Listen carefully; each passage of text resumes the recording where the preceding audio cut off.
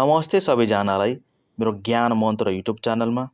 भोलि वैशाख 17 गते बिहीबारदेखि Mount Everest power development लिमिटेडले आफ्नो पहिलो चरणको आइपिओ जारी गर्दैछ।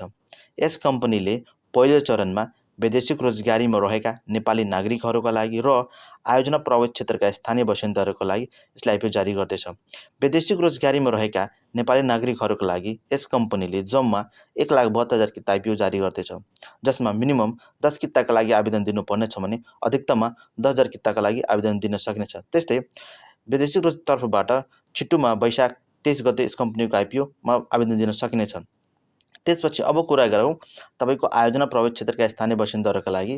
आयोजना प्रभावित क्षेत्रका स्थानीय बासिन्दाहरूका लागि यस कम्पनीले जम्मा 8,60,000 किता आइपिओ जारी गरेको छ, जसमा मिनिमम 10 किताका लागि आवेदन दिन सक्नेछ भने अधिकतममा 10,000 किताका लागि आवेदन दिन सकिनेछ। त्यस्तै यस कम्पनीको आइपिओ छिट्टोमा वैशाख 31 गते बन्द हुनेछ भने ढिलोमा जेष्ठ 18 गते बन्द हुनेछ। यस कम्पनीको आइपिओमा सोलुखुम्बु, सोलु दुधकण नगरपालिकाका स्थानीय बासिन्दाहरूले आवेदन दिन सक्नेछन्।